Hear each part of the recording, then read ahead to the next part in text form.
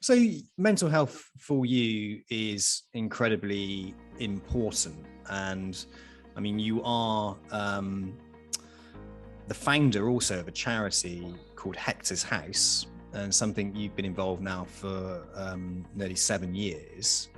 And that's, well, you tell us a little bit about Hector's House and actually how that came about. Yeah, so in 2011, Hector, our son, who's 18, took his life.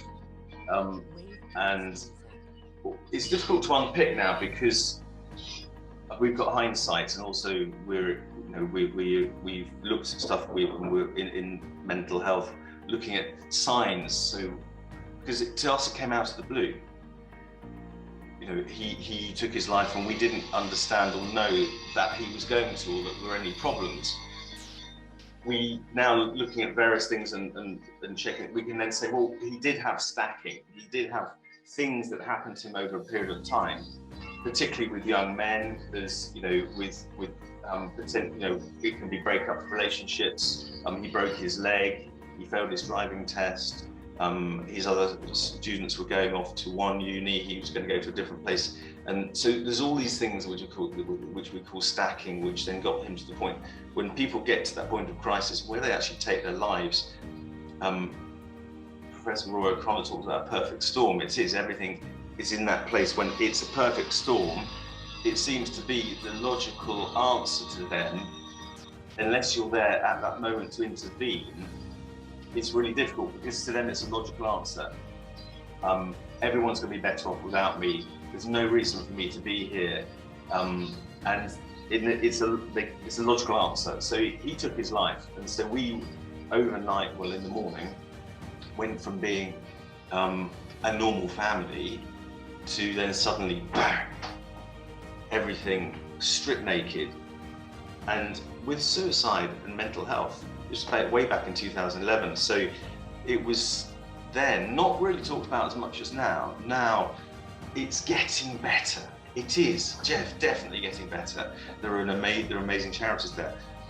But basically, I had people running away from me in the street. Literally, they saw me coming, they dived into boots because they didn't want to speak to me. Or we had people coming and telling all their problems. So I'm sitting there as an ex-normal person saying, I don't know, my daughter's suddenly, my daughter's this, my daughter's that, or my son's this, or my mother's this. So all of a sudden I'm going, I don't know. So after a while, I then produced a fact sheet, which had, it had Calm, which was not heard of in those days. Now it's a massive charity, fantastic, but it was very new. And Jane Powell, worked with her right, at the beginning, we raised money for her. Who started it. Papyrus was really new and small, that's now big. So I had Samaritans and things. So I put a fact sheet together to say, as a signposting thing. Then over time it developed, and then then I put on a website, and then Hector's House worked. And then in 2016, we then actually got charitable status. But we've been raising money for Calm and doing things and running, and friends and family all wanted to get involved to do that. So it started. So Hector's House was born out of all of that, and to then raise education, awareness, and support for people to prevent suicide by working at the lower end. To say, basically, how do we live well and how do we keep well? How can we realise when we're not, and also to prevent people getting into crisis if we